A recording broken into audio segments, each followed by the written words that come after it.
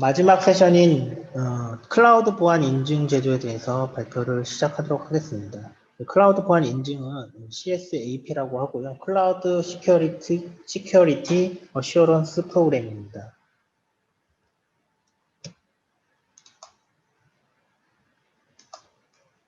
목차를 보시면 첫 번째 클라우드 컴퓨팅 발전 및 이용자 보호에 관한 법률, 그다음 마지막 여덟 번째 재원 순으로 해서 발표를 진행하도록 하겠습니다.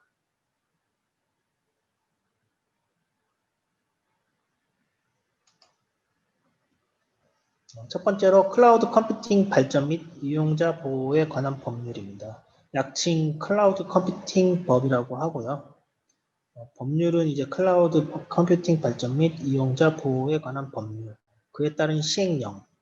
고시로 보시면 클라우드 컴퓨팅 서비스 품질 성능에 관한 기준, 그 다음에 별표 2라고 해서 클라우드 컴퓨팅 서비스 품질 성능 세부 기준을 마련했습니다. 그리고 고시 두 번째로 클라우드 컴퓨팅 서비스 정보 보호에 관한 기준에서 관리적 보호 조치, 물리적 보호 조치, 기술적 보호 조치, 그 다음에 공공기관용 클라우드 컴퓨팅 서비스 추가 보호 조치라고 해서 공공기관용으로 나와 있는 여러 가지 조치 기준도 클라우드 컴퓨팅 법 안에 추가가 되었습니다. 그러면 목적 및 다른 법률과의 관계에 대해서 설명을 드리도록 하겠습니다. 클라우드 컴퓨팅 법의 목적은 클라우드 컴퓨팅 발전 및 이용 촉진을 하고 클라우드 컴퓨팅 서비스를 안전하게 이용할 수 있는 환경을 조성함으로써 국민 생활의 향상과 국민 경제의 발전에 이바지함을 목적으로 한다라고 되어 있고요. 그러면 다른 법률과의 관계는 제4조에 있는데 이 법은 클라우드 컴퓨팅 발전과 이용 촉진 및 이용자 보호에 관하여 다른 법률에 우선하여 적용하여야 한다라고 되어 있지만 예외 사항으로 개인정보 보호에 관여하는 개인정보보호법, 신용통신망 이용 촉진 및 정보보호 등에 관한 법률 등에서 정하는 바에 따른다라고 되어 있어서 지금은 이제 데이터 3법이 앞서 세션에서 발표하면서 데이터 3법이 개정됐지만 이 클라우드 컴퓨터법에는 아직 이 내용이 3법 개정된 내용이 이제 개정에 반영이 되지 않았습니다. 그래서 개인정보보호법이랑 정보통신망법에 대한 내용이 있지만 실질적으로는 결국은 이제 개인정보보호법이 그 클라우드 컴퓨팅 법보다 조금 더 상위 법이라고 보시면 될 것 같습니다. 클라우드 컴퓨팅 발전 및 이용자 보호에 관한 법률이라고 되어 있고요.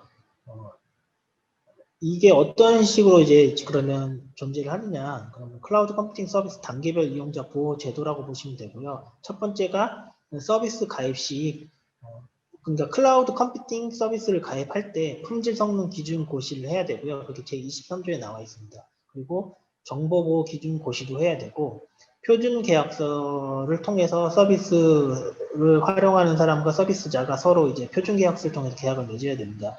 이 계약은 이제 이용자 보호 및 사업자와 이용자가 공정한 거래 질서 확립을 통해서 확립을 위해서 표준 계약서가 나왔고요.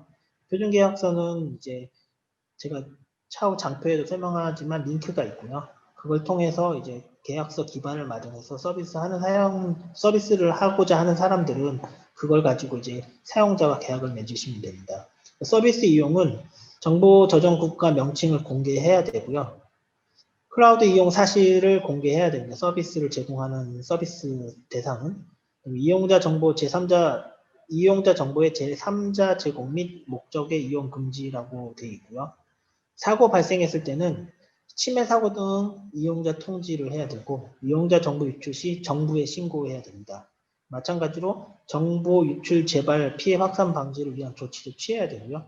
마지막으로 서비스 종료 시에는 사업 종료 시 이용자 통지, 그 다음에 이용자 정보의 반환 파기, 이용자 정보 인치, 손해배상 책임 등을 해야 됩니다. 이것들이 이제 클라우드 컴퓨팅 법에 주요 골자고요. 이렇게 마련된 이유는 이용자의 권리 보장, 그 다음 신뢰 확보를 목적으로 하고 있습니다.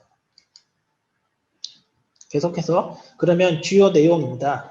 네, 주요 내용 중에 핵심 중에 하나는 국가 공공기관의 역할이라고 이제 클라우드 컴퓨팅 법 안에 이미 정의가 되어 있고요.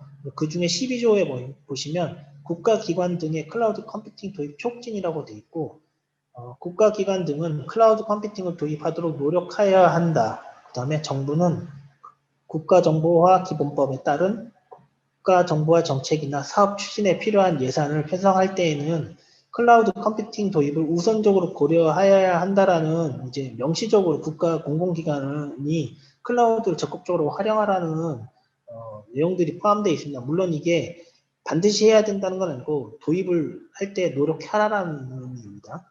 그리고 제13조가 클라우드 컴퓨팅 사업의 수요 예보입니다. 이게 무슨 말이냐 하면 클라우드 컴퓨팅 법에서 공공기관들은 표에서 보시면 연 1회씩 매년 10월 31일까지 각 공공기관 행정부처들은 과학기술정보통신부 장관에게 우리는 이번 연에 어떤 서비스를 클라우드로 도입할 예정입니다라고 하는 여러 가지 정보를 매년 이제 없으면 없다, 있으면 있다라고 항상 제출을 해야 되는 상황입니다. 그러면 그러니까 과학기술정보통신부 장관은 이걸 받아다가 뭐 이제 공개를 한다거나 공시를 한다거나 하는 것들을 활용하고 있습니다. 그래서 이것 또한 이제 결국은 공공기관이 클라우드 서비스를 활용하는 것들을 이제 촉진하기 위한 여러 가지 방침이나 방안이라고 이해하시면 되고요.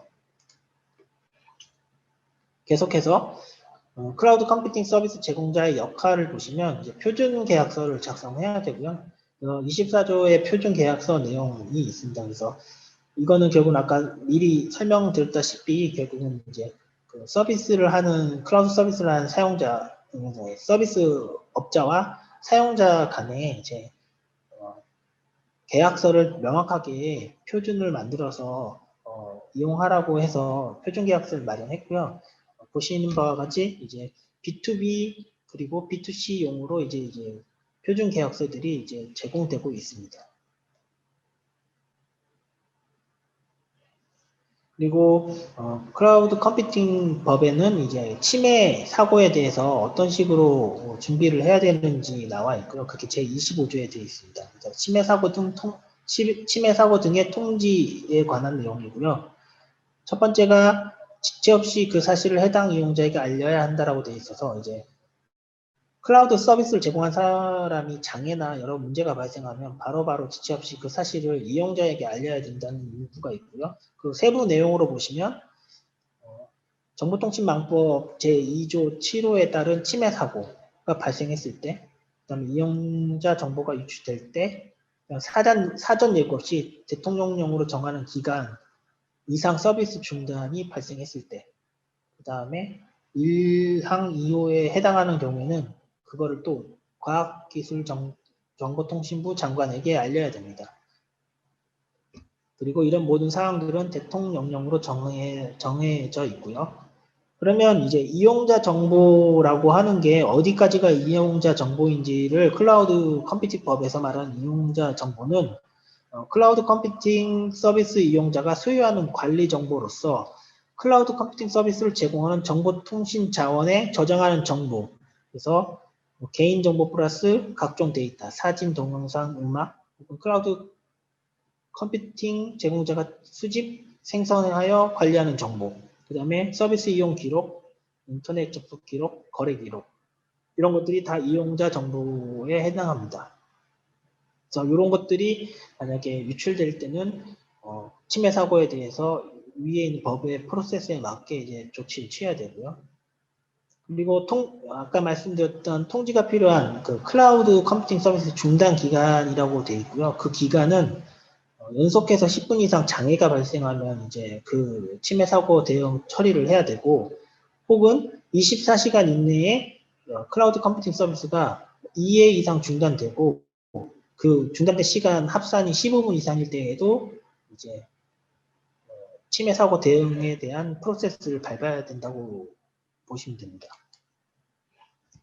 이제 금융 분야입니다. 아까 위에는 이제 클라우드 컴퓨팅 법이라고 해서 이용 촉진에 관한 법률이라고 하면 금융기관에서도 이제 클라우드 컴퓨팅을 활용할 수 있도록 하는 법이 이제 개정이 됐고 그 중에 하나가 전자금융거래법 안에 시행령이 있고요. 실제 그 안에 주요 내용을 보시면 금융회사 또는 전자금융업자는 아래의 항목을 포함하여 클라우드 서비스 제공자의 건전성 및 안정성을 평가하되 클라우드 서비스 제공자가 국내외의 클라우드 서비스 관련 보안 인증 등을 취득하여 유지 중임을 확인한 경우 이제 제2호의 기본 보호 조치에 관한 평가를 생략할 수 있다라고 되어 있고요. 그래서 이게 무슨 말이냐 하면 금융기관이 이제 뭐 퍼블릭 클라우드에 자기 서비스를 올려서 이제 서비스를 하려고 할 때 이때는 반드시 이제 클라우드의 보안 인증을 받아야 되고요. 보안 인증을 받은 업체를 선택해서 이제 해야 된다는 내용입니다. 그 중에 이런 보안 인증이 첫 번째가 국내에서는 이제 대표적으로 클라우드 서비스 보안 인증 제도 CSAP가 지금 제가 발표하는 그 제도고요. 그리고 해외는 이제 패드램프라고 하는 미국에서 제공하는 클라우드 인증이 있습니다. 이거 하이 레벨을 받았을 때, 그다음에 글로벌 CSA 스타 인증, 그래서 골드 레벨이고, 싱가포르의 MTCS 레벨 3 같은 경우를 받은 클라우드 서비스 업자를 통해서 이제 금융회사가 어떤 서비스를 이용할 수 있는 뭐 여러 가지 이제 인증을 허용하고 있습니다. 다만 이거는 근데 기본 보호 조치에 대한 평가만 생략하는 거고요. 그 외에 여러 가지 또 금융 분야에서 보호 조치는 따로 또 평가를 받아야 됩니다. 그럼 좀 더 다음 장표에 가시면 그런 부분에 대해서 좀 더 설명을 드리도록 하겠습니다. 이 부분이 이제 금융 분야 보호 조치 요구 사항이고요. CSAP에서 제공하는 기본 보호 조치 중에 109개의 요구 사항이 있고요. 이건 T사의 클라우드 보안 인증 제도에 보면 117개, 총 117개의 이제 인증 기준이 마련되어 있고, 그 중에 공공 부분 추가 보안 요구 사항이 8개가 있고요. 그래서 그 공공 부분을 제하면 109개가 기본 보호 조치입니다. 109개가 아까 말씀드렸던 CSAP 인증이라든지 뭐 외국 요구하는 외국 기관의 클라우드 인증을 받았을 경우는 이 기본 보호 조치 평가는 생략이 가능하다는 의미고요. 금융권에서. 다만 나머지 금융 분야 추가 보호 조치 10개 요구 사항이 또 있습니다. 그거는 따로 이제 평가를 받아야 됩니다. 그 평가가 다 받아져야 이제 클라우드에서 금융 분야를 통해서 클라우드를 이용해서 서비스를 할 수 있습니다. 조금 더 자세하게 금융 분야에 대해서 설명을 드리면 클라우드 서비스 제공자의 건전성에 관련된 사항이고요. 상세하게 빨간색으로 표시된 부분이 그런 내용들입니다. 그래서 전자금융감독규정 제3장에 관한 사항이랑 전자금융감독규정 60조, 외부 주문 등에 대한 기준 61조, 전자금융보조 업자 자료 제출 기준 73조 정보기술 부분 및 전자금융사 보고에 관한 사항, 그 다음에 개인정보 관련 규제 준수 관련 사항, 기타 금융 관련 법령 준수 관련 사항 해서 이런 부분들의 10개 항목이 또 이제 조치가 다 돼야 금융 분야에서도 클라우드를 활용할 수 있다고 보시면 되고요. 그래서 밑에 보시면 2.1부터 2.9까지 해서 여러 가지 절차가 따로 마련되어 있습니다. 그래서 금융 분야에서 클라우드를 사용하려면 지금 보시는 그림과 같은 절차를 밟아서 금융회사가 클라우드를 이용해야 되고요. 보시면 금융회사가 클라우드 서비스를 이용해서 어떤 서비스를 하려고 했을 때는 클라우드 제공자한테 자가점검 요청을 실시를 합니다. 이때 보면 그림에 보시면 케이스 1과 케이스 2가 있고요. 먼저 케이스 1을 가지고 설명을 드리도록 하겠습니다. 그러면 금융회사가 자가점검 실시 및 요청을 하면 클라우드 제공자가 자가점검 실시 및 결과를 통지하고요. 자가점검 결과를 확인한 후에 이제 현장 방문해서 실제 클라우드 제공자가 제대로 이제 금융 분야에 대한 기본 평가 109개 항목과 금융 분야의 10개 분야가 제대로 다 준비가 됐는지를 확인을 해야 되는데요. 보통은 이제 금융회사가 단독적으로 하는 경우보다는 침해 사고 대응 기관이 따로 있습니다. 그래서 침해 사고 대응 기관이라 하면 금보원을 말하고요. 그래서 금보원한테 현장 방문 평가 실시 및 결과를 같이 이제 보자라고 요청을 하면 이제 금보원이 이제 같이 가서 클라우드 제공자의 그 클라우드 서비스가 적정한지에 대한 평가를 합니다. 그래서 평가를 확인한 다음에 미흡한 사항이 있으면 다시 이제 조치를 취하고 나서 다시 재평가를 해서 이상이 없으면 최종 평가 결과를 통지하게 되어 있습니다. 이거는 이제 침해 사고 대응 기관에서 결과를 통지를 하게 되어 있고요. 모두 만족을 하면 금융회사한테 클라우드 서비스 제공자가 제대로 이제 보안 조치를 다 취했다라고 이제 결과를 낼 수 있는 거고요. 그리고 클라우드 제공자한테도 이제 최종 평가 결과를 통지할 수가 있습니다. 그러면 클라우드 제공자도 이제 대응기관에서 우리가 제대로 침해 사고 기관에서 인증해준 여러 가지 보호 조치가 제대로 적용이 됐다라고 확인을 받을 수 있는 거죠. 그러면 금융회사는 평가를 종료하고 그 클라우드 제공자한테서 시스템에다가 뭐 클라우드 서비스를 올려서 서비스할 수 있게 되는 거고요. 클라우드 제공자는 평가를 받았으니까 내 평가 결과를 공개 요청을 이제 침해 사고 대응 기관에 할 수가 있습니다. 그러면 침해 사고 대응 기관은 클라우드 제공자의 평가 결과를 공개할 수가 있고요. 그렇게 하면 어떤 이점이 있냐면 클라우드 제공자는 이 평가 공개가 됐기 때문에 다음부터는 다시 또 받을 필요가 없는 거죠. 그래서 케이스 2가 그런 경우입니다. 그러면 금융회사도 이미 평가를 받은 클라우드 제공자에 대해서는 따로 평가할 필요 없이 평가 결과 공개된 내용을 보고 이 클라우드 서비스 제공자를 선정해서 어떤 서비스를 올릴 수 있게 되는 겁니다. 이게 지금 금융기관이 이제 클라우드 활용에 대한 법적 근거랑 뭐 절차를 말씀드렸고, 세 번째가 그러면 행정이랑 공공기관이 민간 클라우드 이용을 할 수 있도록 하는 가이드라인이 19년 12월에 발행이 됐습니다. 그래서 근거로 보시면 뭐 클라우드 컴퓨팅법 제12조부터 시작해서 뭐 국가정보화 기본법, 뭐 전자정보법 등에 의해서 민간 클라우드 이용 가이드가 마련됐고요.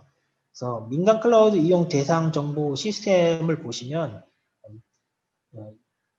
그 밑에 있는 여러 가지 이제 예외 조건을 제외한 모든 시스템들은 민간 클라우드를 활용할 수 있도록 해놨습니다. 근데 예외 항목을 보시면 국가 안보와 관련된 비밀, 국가 안전, 국방, 통일, 외교 통상 등 국가 중대 이익에 관련된 정보를 처리하는 정보 시스템은 이제 민간 클라우드로 갈 수 없고요. 범죄 수사, 진행 중인 재판, 형의 집행, 보안 처분 등의 수사와 재판에 관련된 정보를 처리하는 정보 시스템도 클라우드로 갈 수 없습니다. 뭐 예를 들어서 대법원 같은 경우 우리가 대법원의 고객이지만 그런 쪽은 클라우드로 갈 수가 없는 거죠. 행정기관 내부적인 업무 처리를 목적으로 하는 정보 시스템도 예외가 됩니다. 그래서 밑에 보시면 구분을 보시면 내부 업무 시스템 외 정보 시스템이라고 돼서 중앙부처, 지자체, 공공기관이 민간 클라우드 이용이 가능하고요. 그 예외사항 외에 모든 서비스들에 대해서입니다. 그리고 내부 업무 시스템은 이제 민간 클라우드 이용이 제외됩니다. 중앙부처와 지자체는. 그리고 공공기관은 내부 업무더라도 민간 클라우드 이용이 가능합니다. 그러면 이제 네 번째로 이제 위에는 이제 보안 인증제 설명 전에 이런 보안 인증제가 필요한 이유랑 여러 가지에 대한 설명이었고 지금은 이제 보안 인증 제도에 대해서 설명을 드리도록 하겠습니다. 보안 인증제가 왜 생겼느냐 하면 결국은 이제 클라우드 서비스 제공자가 제공하는 서비스에 대해서 이 서비스에 대해서 인증을 통해서 평가기관의 인증을 통해서 사용자들이 이제 마음 놓고 이용할 수 있도록 하기 위해서 인증제가 준비가 됐고요. 그래서 이 인증제를 받으면 공공기관의 안정성 및 신뢰성이 검증된 민간 클라우드 서비스 공급 업체라고 이제 판단할 수 있는 근거가 마련되는 거고요. 그걸 통해서 이제 공공이나 뭐 금융권에서 사용할 수 있다고 이해하시면 될 것 같습니다. 그래서 이런 CSAP에 대한 추진 근거는 클라우드 컴퓨팅 발전 및 이용자 보호에 관한 법률 제5조에 의한 제1차 클라우드 컴퓨팅 기본 계획, 클라우드 보안 인증제 시행이라고 해서 이런 법적 근거가 마련되어 있습니다. 결국은 이걸 통해서 이용자 신뢰도 향상 및 클라우드 서비스 제공자의 정보보호 수준 향상, 국가 공공기관의 정보화 사업에 입찰 참여 가능하도록 했고요. 그래서 이게 CSAP를 받은 클라우드 서비스 사업자들은 조달청 나라장터나 종합쇼핑몰에 클라우드 카탈로그에 상품을 등록하도록 되어 있습니다. 그래서 CSAP를 받지 않은 상태에서는 이런 공공기관의 이제 이런 나라장터나 종합쇼핑몰에 이제 카탈로그 등록이 불가능하다고 이해하시면 될 것 같습니다.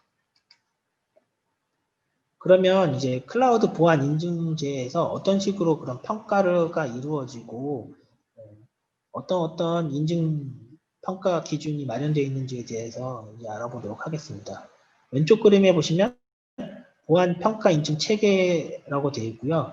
정책기관은 과학기술정책부가 정책기관이고 평가 인증기관은 한국인터넷진흥원 키사가 담당하고 있습니다. 그래서 키사가 인증위원회랑 여러 가지 이제 인증위원회와 전문기관들을 이제 준비해 놓고 있고요. 기술자문으로는 공공부문 기술자문기관인 국가보안기술연구소가 담당하고 있습니다. 그래서 클라우드 서비스가 이제 신청기관이 되고요. 그래서 키사에게 이제 우리 CSAP 인증을 받기 위해서 평가 인증 신청을 하면 이제 평가기관에서 그거의 절차에 따라서 이제 인증을 하게 되어 있습니다.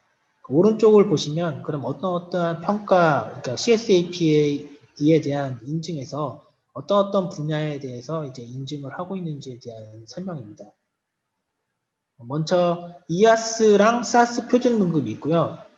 IaaS는 이제 인프라스트럭처 애저 서비스, 그리고 SaaS는 서비스 애저 서비스에 대한 표준 등급 인증이 있고, SaaS 서비스는 또 간편 등급 인증이 따로 존재합니다.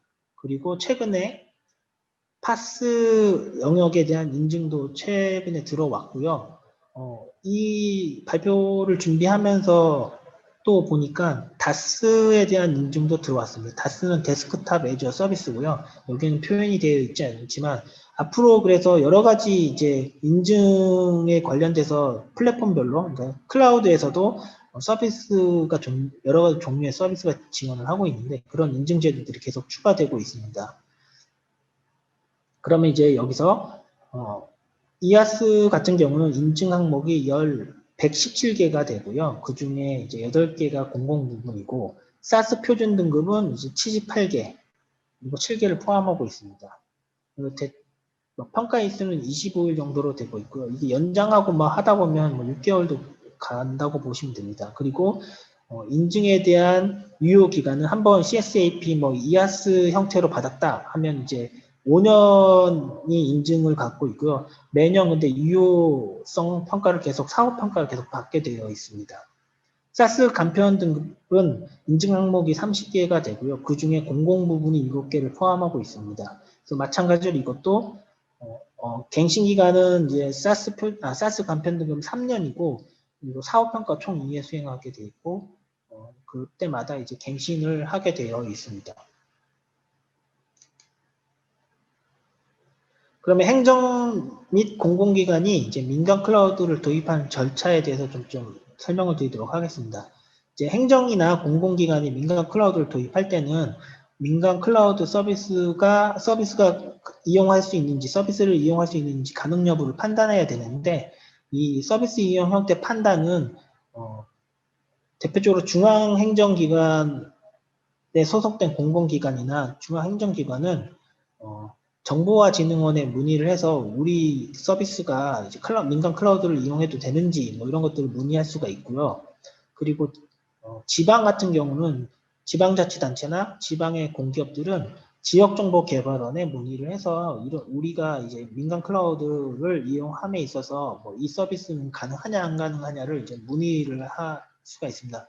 그러면 이게 문의를 해서 가능하다고 하면 이제 민간 클라우드를 이용할 수 있는 거고요. 이때 밑으로 가시면 보안대책 수립이라고 해서 왼쪽과 오른쪽으로 나눴는데 왼쪽 같은 경우는 프라이빗 클라우드, 민간 클라우드지만 프라이빗 클라우드나 구축형으로 구축하는 클라우드를 구축하는 경우에는 CSAP 인증이 필요 없고요. 대신에 접근 제어나 암호화 같은 CC 인증을 필수하는 제품들이 들어가 있어야 된다. 그 이유는 옆에 보시면 공공 클라우드 보안 가이드 4장 2절 준수에서 이하스 78개, 뭐 기술적 관리적, 그다음 공공 클라우드 보안 가이드에서 사스 같은 경우도 사스 78개에서 기술적 관리적, 그다음 공공기관 자체 보안 준수 사항 등을 다 만족을 해야 되기 때문에 결국은 CC 인증이나 접근 제어나 암호화 같은 것들을 제품들이 다 보안 제품이 들어가야 되고요.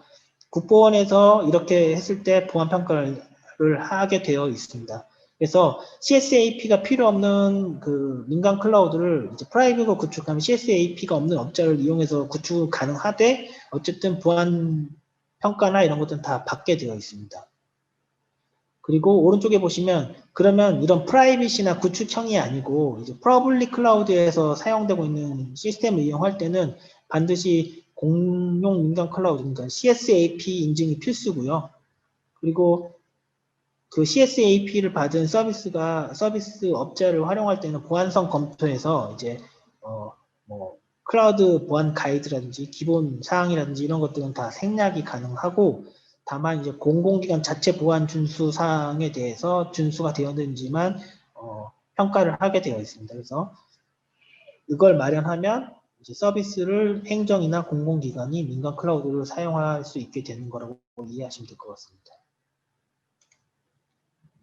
그러면 이제 조금 더 디테일하게 들어가면 저희 회사랑 관련이 조금 더 깊을 수 있을 것 같은데 이제 서비스 애저 서비스 평가 인증 대상입니다. 그래서 사스 표준 등급 필수 대상에 표현되어 있는 이 구분을 보시면 전자결제, 회계관리, 인적자원관리, 보안 서비스가 사스 표준 등급을 받아야 되고요.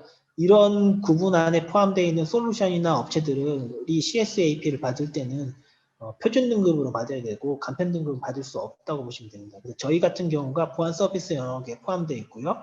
그 안에는 웹방 화벽, 뭐 암호화, 개인정보 유통 보안, 생체 인증 등 인증, 해킹 대응, 보안, 모바일 보안 관리, 뭐 접근 제어 이런 것들이 다 이제 사스 표준 등급을 통해서 받고 서비스를 해야 됩니다.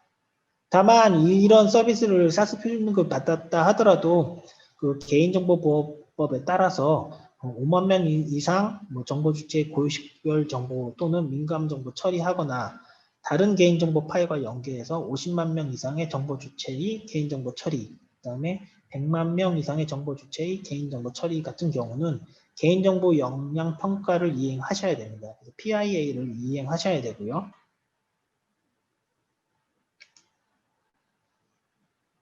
그러면 저희가 지금 현재 뭐 사스 영역의 서비스, 뭐 암호화 제품이나 접근 제어 제품이 사스 영역 서비스를 하고 있지는 않지만 만약에 준비를 해야 된다면 저희 영역은 이제 보안 서비스 영역이고 그 명칭으로 보통 세카스라고 합니다. 그래서 Secure Azure 서비스 영역 안에 포함되어 있고요. 그래서 키사에서 세카스 영역 구분을 조금 해놨습니다. 이게 필수는 아니고요. 정보보호 제품 유형 24종을 이제 표에 이렇게 구분을 해놨습니다. 참고하시면 되는데 저희는 이제 정보보호 제품 유형 중에 DB 보안 영역 안에 들어가고 이때 세카스 영역이고요. 사스 표준 등급을 반드시 받아야 되는데 사스 표준 등급을 받더라도 CC 인증을 반드시 받아야 있는 제품만 이제 사스 평가 신청을 할 수가 있는 거죠. 그래서 DB 보안 같은 경우는 국내외 CC 인증을 해야 되고 EAL2 이상 그리고 PP 준수되어 있는 제품이어야 되고 암호화 같은 경우는 이제 검증필 암호 모듈을 반드시 달고 있어야 됩니다. 그 외에 여러 가지 이제 뭐 인터넷 뭐 그다음 무선넷 인증, 가상화, 네트워크 자료 유출 방지 제품, 여러 가지 제품들이 요구하는 여러 가지 이제 도입 인증 요건들이 있고요. 여기 보면 거의 대부분 CC랑 뭐 GS 인증, 뭐 여러 가지 이제 요구 사항이 있고 이런 걸 다 만족한 후에 사스 서비스를 할 수 있고 그때 이제 표준 등급을 신청을 해야 됩니다. 그러면 CSAP 평가 인증 절차에 대해서 간략하게 이제 드릴 텐데, 이 내용은 이제 CSAP 최초 평가 기준으로 해서 설명을 드리도록 하겠습니다. 보면 준비 단계 신청 기관은 이제 저희 같은 경우는 저희가 만약에 암호화 솔루션을 이제 사스 표준 등급으로 이제 신청을 한다고 했을 때는 이제 시스템 및 서비스를 구축해야 됩니다. 그 말은 이제 이아스 서비스, 그러니까 뭐 네이버 클라우드라든지 뭐 아마존, 뭐 애저 이런 이제 인프라스트럭처 위에다가 이제 저희 사스 서비스를 올려서 구축을 해야 되는 거고요. 그렇게 구축된 상태에서 필요한 자료랑 이제 서류들 그리고 가이드 이런 것들을 준비를 해놓은 상태에서 평가 인증 신청을 평가기관하게 합니다. 평가기관은 키사가 되는 거고요. 키사가 이제 평가 신청을 접수를 하게 되면 사전 컨설팅이 이루어지고요. 사전 컨설팅 단계에서는 이제 컨설팅 할 수 있는 기관이 전문 기관이 와서 이제 뭐 서류라든지 뭐 필요한 문서라든지 시스템 구축이 잘 되어 있는지 평가를 받을 준비가 되어 있는지를 먼저 사전에 컨설팅을 합니다. 그래서 미비한 사항이 있으면 이제 준비를 조금 더 해라라고 이제 가이드를 하고 그런 걸 준비가 어느 정도 되어 있으면 이제 평가 인증 계약이 체결됩니다. 이때 그 평가 인증은 아마 CC 이미 우리가 해봐서 알겠지만 CC도 전문기관이 대신 해주잖아요. 그 기관과 이제 평가 인증 계약을 체결한 다음에 뭐 서로 이제 어떤 항목들을 할지에 대해서 평가 인증 계약 체결을 하면 이제 실질적으로 이제 평가 단계에 접어들게 됩니다. 평가 단계는 이제 서면 현장 평가, 취약점 점검, 모의 침투 테스트를 하는데요. 서면 현장 평가는 이제 평가 기관에서 와서 실제 시스템 상황들이나 뭐 잘 되어 있는지를 평가를 하게 되고 이제 서류나 이런 가이드 문서 이런 것들을 다 이제 평가를 합니다. 그리고 취약점 점검은 이제 서비스를 올렸으니 그 서비스에 취약점이 있는지 없는지를 점검을 하고요. 그리고 이게 퍼블릭 클라우드에 올라가 있는 서비스이기 때문에 모의 침투 테스트를 해서 이제 뚫리는지 안 뚫리는지에 대한 것도 테스트를 합니다. 그리고 테스트가 끝나면 이제 그 결과 보고서를 작성해서 신청기관한테 이제 결과 보고서를 제출하고요. 이때 결과 보고서 안에 이제 부적합한 사항이나 취약점이나 보완 조치가 있으면 평가 단계 신청기관인 우리 신청기관은 이제 그거를 다 보완 조치를 해야 되고 보완 조치가 다 되면 다시 이제 평가기관한테 이제 우리 보완 조치 다 했으니까 다시 이행 점검을 해주세요라고 다시 재요청을 하게 됩니다. 그러면 평가기관은 이행 점검을 하고요. 이행 점검에서 이제 보완 조치가 다 마무리가 됐으면 최종적으로 인증 단계로 넘어와서 인증위원회를 개최를 합니다. 인증위원회가 개최되고 결과 보고서를 확인한 후에 이상이 없으면 인증서 발급이 되는 단계로 접어들게 되는 겁니다. 그러면 최종적으로 인증서 발급이 되는 거고요. 이때 이게 이루어지는 게 약 2에서 6개월 정도 소요된다고 보시면 됩니다. 조금 더 자세하게 들어가 보면 이미 설명을 했지만 준비 단계에서는 저희가 이제 시스템 및 서비스 구축을 해야 되고요. 이제 신청 기관인 거죠. 우리를 예를 들면 우리가 이제 시스템 및 서비스를 구축해야 되겠죠. 이때 구축할 때는 이아스 사업자가 제공하는 가상환경의 서비스를 구축해야 되고 조건이 마찬가지로 CSAP나 그 골드 그 국제 표준 등급의 어떤 등급을 받은 이아스 사업자 위에다가 이제 가상환경이랑 이런 것들을 올려야 되고요. 그리고 클라우드 정보보호 기준에 마련돼서 이제 이용 기간별 데이터를 논리적으로 분리해서 구축을 해야 됩니다. 만약에 뭐 서비스의 뭐 기관별로 이제 테이블을 따로따로 만든다거나 해서 따로 분리를 해야 되겠죠. 서비스를 할 때. 그리고 중요 데이터에 대한 소산이나 백업 환경도 다 구축해서 준비를 해야 됩니다. 그리고 평가 인증 신청 및 접수는 결국은 이제 서비스 이 신청을 하는 측에서 준비를 해야 되는 거고, 뭐 보안 인증 신청 서류라든지 공문, 그다음에 뭐 취약점 점검, 침투 테스트 동의서, 이거는 이제 사스 서비스를 하는 사용자이기 때문에 이제 이아스 서비스를 하는 업체에게 우리 이제 모의 침투를 해야 되니까 동의를 해주세요 하고 이제 동의서를 받아서 일부를 제출해야 된다고 보시면 됩니다. 예를 들어 네이버 클라우드에 우리가 올리면 네이버 클라우드한테 이제 이거를 우리가 이런 평가를 받아야 되니까 모의 침투 동의서나 취약점 점검에 대해서 동의를 해달라고 해야 되는 거죠. 그리고 저희 같은 경우는 세카스 영역은 CC 인증 제품군이라는 거에 대한 영양 분석서, 보안 기능 변경 영양 분석서도 다 제출해야 됩니다. 그렇게 제출하면 이제 사전 컨설팅에서 이미 앞장에서 설명했던 절차를 받아서 이제 컨설팅에 들어와서 미비한 것들 다 이제 조치를 취하게 되면 평가 인증 계약을 체결하게 됩니다. 이게 준비 단계고요. 두 번째 이제 평가 인증 단계 및 인증입니다. 그래서 평가 단계에서 보시면 결국 서면 현장 평가, 취약점 점검, 모의 침투를 하게 돼 있는데 이게 평가 기관에서 와서 정보보호 책임 지침이라든지 매뉴얼, 내부 규정 존재 여부 이런 것들을 다 평가를 합니다. 그리고 그거에 따라서 담당자 뭐 시스템 담당자에 대해서 인터뷰도 하고 관련 시스템이 이제 환경이 제대로 되어 있는지 확인하고 그런 부분들을 확인을 하는 거고 모의 침투랑 취약점 점검도 다 테스트를 하고 나서 결과를 신청 기관한테 주면 그걸 받아서 보안 조치를 취하게 되어 있습니다. 저희 신청 기관이. 그때 보안 조치를 취할 때 보안 조치를 해야 되는 기간은 30일 이내로 보안 조치를 완료를 해야 되는데 원칙적으로는 근데 유예가 있습니다. 그래서 필요시에는 공문을 통해서 최대 60일 이내로 추가 연장이 가능합니다. 그래서 다 합치면은 보안 조치를 할 수 있는 기간은 최대 90일이고요.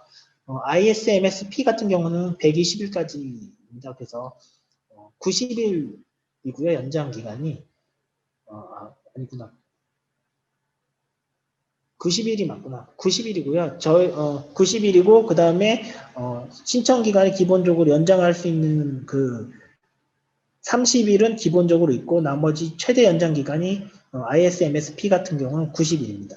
근데 이제 CSAP 같은 경우는 최대 60일까지 해서 다 합치면 이제 90일까지 연장이 가능하다고 이해하시면 될 것 같습니다. 그래서 그 90일이나 뭐 어쨌든 그 기간 안에 보안 조치를 다 해서 결과를 제출하면 평가기관이 다시 재이행 점검을 하고 보안 조치가 제대로 됐는지를 다 확인합니다. 확인이 다 되면 최종적으로 신청기관이 받아서 처리를 하겠죠. 다음 장에서 보면 그 취약점 점검에 대해서 좀 더 디테일하게 설명을 드리면 취약점 점검 단계에서 하는 역할은 이제 결국은 이제 T사에서 제공하는 스크립트가 있습니다. 그래서 CCE라고 해서 Common Configuration Enumeration 이라고 해서 결국은 이제 비밀번호라든지 시스템의 비밀번호 길이, 복잡성, 뭐 삭제해야 될 계정을 삭제 안 했다거나 이런 것들을 이제 스크립트를 제공하고 그걸 돌리면 그 결과가 나옵니다. 그거를 이제 저희가 돌려놓고 이제 평가기관에 주는 거죠. 그리고 CVE라고 해서 Common Vulnerability and Exposure라고 하는 것이 있고요. 이거는 결국은 제품이나 벤더의 그 취약점, 소스 취약점이라든지 여러 가지 취약점을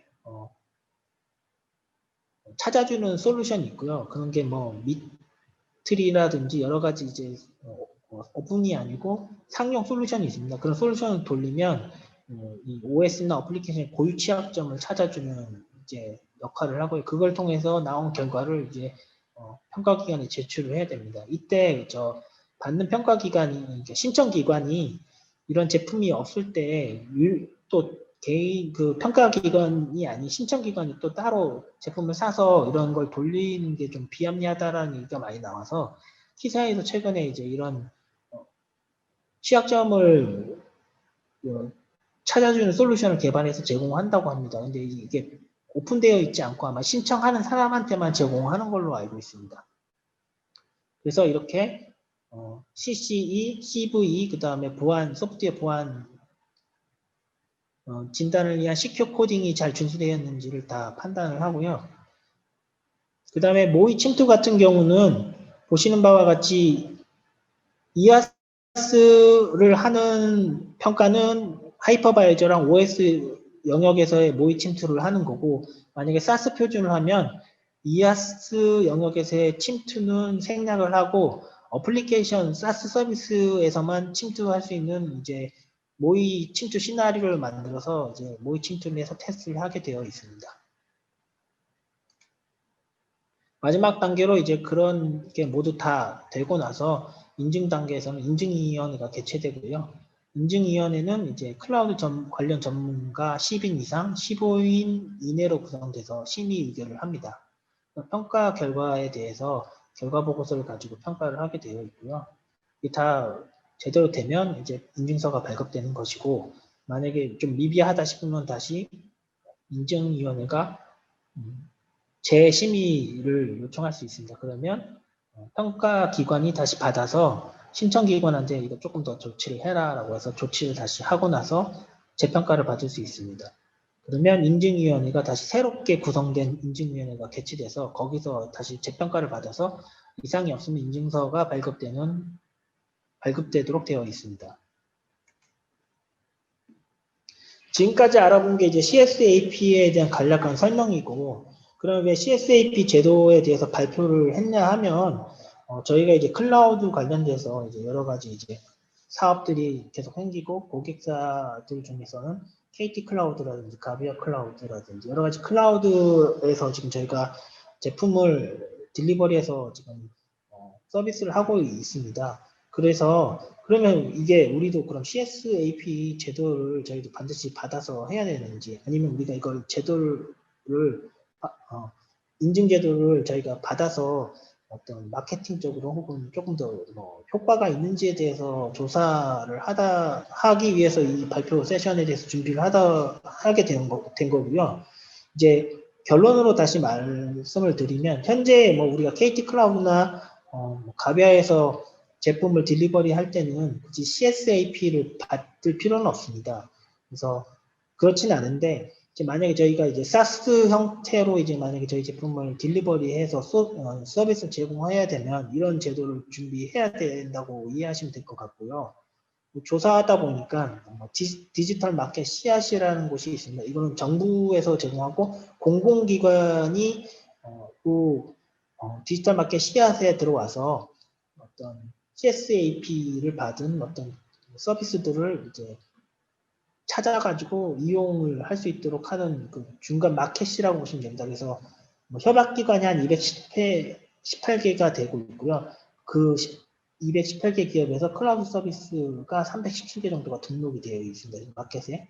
그리고 수요기관이 1431개 정도 현재 되고 있고, 이용자 건수가 1096건이 클라우드 이 마켓 씨앗을 통해서 클라우드를 이용하고 있습니다. 금액으로 보시면 675억 6,200만 원 정도 지금 현재 이용 금액으로 지금 책정이 되어 있습니다. 그래서 저희도 이제 저희 제품을 이제 이런 마켓 서비스 시작 같은데 이제 이런데 등록을 해놓고 공공기관이나 수요기관이 활용할 수 있도록 이제 준비를 해야 될 것 같고요. 두 번째가 이제 디지털 서비스 전문 계약 제도를 준비해야 될 것 같습니다. 이게 올해 8월쯤에 이제 디지털 서비스 전문 계약 제도가 준비가 되었고요. 지금 이 사이트에 가시면 베타 서비스라고 해서 베타라고 되어 있습니다. 그래서 법령도 개정이 돼서 기존에 이제 조달청 이런 클라우드 서비스를 할 때 서비스를 공공기관이 이용할 때 나라 장터나 조달청에 등록을 해놓으면 뭐 입찰 통하고 뭐 낙찰자 선정하고 계약 체결하고 납품하는 단계가 법령 개정 전에는 있었는데 이번에 디지털 서비스 전문 계약제가 도입되면서 이런 과정을 뛰어넘어서 수의 계약을 할 수가 있게 된 겁니다. 그러니까 디지털 서비스 전문 계약 제를 통해서는 이제 디지털 서비스에 등록되어 있으면 그 공공기관이 그쪽을 이용해서 직접 조달청이 아니고 직접 계약을 해서 수의 계약을 해서 납품할 수 있는 기회가 되기 때문에 저희도 이제 디지털 서비스 전문 계약제를 이용해서 저희가 등록이 준비를 해서 등록을 하게 되면 공공기관에서 이용할 때는 경쟁 없이 수의 계약이 가능하다고 보시면 되고, 다만 이걸 하려면 CSAP가 필수입니다. CSAP 이런 서비스를 하면 CSAP를 따야 되는 거고요. 그리고 마지막으로 개방형 전자정보 클라우드 플랫폼이라고 해서 파스타라고 있고 플랫폼 애저 서비스 TA라는 게 이제 있습니다. 이게 정부에서 밀고 있는 거고요. 파스타라는 게 이제 플랫폼 애저 서비스를 이제 준비해 놓은 상태입니다. 그래서 국가정보관리원의 대구 센터가 이제 22년도에 우선 적용되는데 이때 파스타 기반으로 해서 서비스들을 올리고 거기에 서비스를 하겠다는 거고요. 이때 이제 파스타를 올리기 위한 인프라 이아스는 이제 지능형 클라우드 인프라라고 해서 국가정보관리원에서 이미 준비를 하고 있다고 합니다. 그래서 이거 위에 이제 파스타를 올릴 거고, 만약에 대구 센터 같은 경우가 이제 86개 공공기관이 들어가고 7,800여 대 서버가 입주 예정에 있습니다. 그래서 이런 파스타 안에 이제 저희가 서비스를 올려서 같이 협업을 하게 되면 아무래도 공공기관에 참여했을 때의 혜택이 좀 있을 것 같아서 저희가 이제 파스타 같은 이제 공공 전자정부 표준 클라우드 플랫폼인 파스타에 대해서 우리가 뭔가 협약을 체결한다거나 기능을 지원한다거나 하는 여러 가지 이제 준비를 해야 되지 않을까 싶습니다.